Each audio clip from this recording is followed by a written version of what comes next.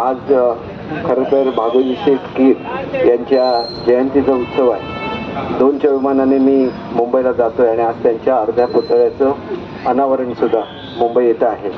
लवकरच आपण भंडारी समाजासाठी हॉल हा मुंबईमध्ये भागोजी शेठ कीर यांच्या स्मरणार्थ उपलब्ध करून देणार आहोत आणि त्याची मीटिंग सुद्धा सोमवारी आदरणीय मुख्यमंत्री महोदयांच्या अध्यक्षतेखाली आहे.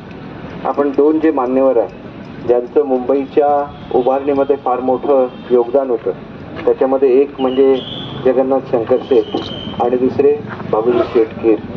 आणि जेवढे मोठे ते उद्योगपती होते तेवढंच मोठं त्यांचं हृदय होतं.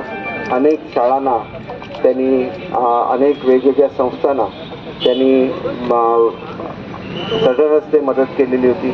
आज जे शिवाजी पार्क इथं जे स्मशानभूमी आहे आणि त्याच्या आजूबाजूला जे सगळे वेगवेगळे महिला हे असेल, त्याच्यानंतर स्वातंत्र्यवीर सावरकरांचं त्या ठिकाणी स्मारक आहे, मेयर बंगला आहे, त्या सगळ्या जागा भागोजी शेठ कीर यांनी महापालिकेला त्या ठिकाणी दान म्हणून दिलेल्या होत्या. आणि रत्नागिरीला सुद्धा पतित पावन मंदिर त्यांनी बांधलं.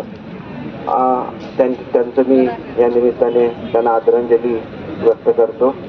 आणि त्याच्याचबरोबर सिंधुदुर्गमधला भंडारी समाज हा आमच्या नेहमीच अभिमानाचा एक समाज राहिलेला आहे आणि खूप मोठे योगदान हे नेहमीच त्यांचं जिल्ह्याच्या विकासामध्ये राहिलेलं आहे. आणि छत्रपती शिवाजी महाराजांच्या काळापासून भंडारी समाजाला एक वेगळी मान्यता देण्यात आलेली होती आणि किनारपट्टीचे अधिकार सुद्धा भंडारी समाजाला देण्यात आलेले होते. आणि मुंबई पोलिसांमध्ये एक वेगळं असं पथक हे भंडारी समाजाचं त्या ठिकाणी होतं.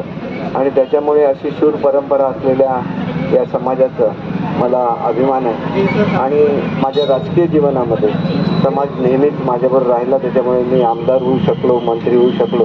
त्याच्यामुळे मी आपलं ऋण कधीही विसरणार नाही एवढे या प्रसंगी निश्चितपणे सांगतो. आमचे या ठिकाणी मच्छिंद्र कांबळी साहेब हे एक समाजाचं भूषण होते आणि त्यांच्या नावाने नाट्यगृह कुडाळ येथे उभारलं जात आहे. आणि त्याच्याचबरोबर आपल्या सगळ्यांची इच्छा आहे की जिल्ह्यामध्ये सुद्धा एक भवन असावं. त्याच्यातून कुडाळला आपल्याला प्लॉट काय झालं त्याचं MIDC मार्फत जागा. मी गेल्याबरोबर आता किरण सामंत बाणायचे इथं आहेत, त्यांनी तुम्ही लगेच त्यांच्याकडे द्या, कारण आचारसंहिता कदाचित बुधवार गुरुवारच्या मनाने लागण्याची शक्यता आहे. हा निर्णय लगेच झाला तर त्याच्या बांधला विषय सुद्धा, कारण की मी बजेटमध्ये अर्थमंत्री असताना, अर्थ राज्यमंत्री असताना घोषणा केलेली होती. मी त्याची निश्चितपणे मुख्यमंत्री महोदयांना आठवण करून देईन आणि अजितदादांना सांगून हा 2 कोटी रुपयाचा जो निधी तुम्हाला कुडाळला लागणार आहे 100% मी उपस्थित करून देईन.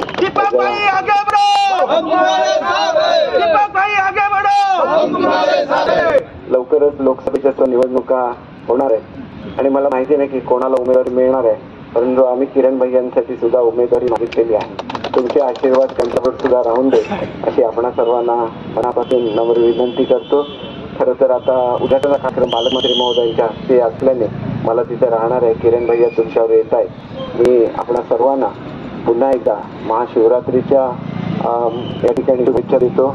आणि आमच्या अनेक भगिनी या ठिकाणी आहेत ज्यांनी माझ्याबरोबर नगरसेविका म्हणून सुद्धा काम केलेलं आहे. त्यांनी अनेक जे सामाजिक उपक्रम असतात अत्यंत तळमळीने त्या राबवत असतात आणि त्याच्यामुळे त्यांना सुद्धा महिला दिनाच्या हार्दिक शुभेच्छा देतो आणि माझे 2 शब्द संपवतो. जय हिंद, जय महाराष्ट्र.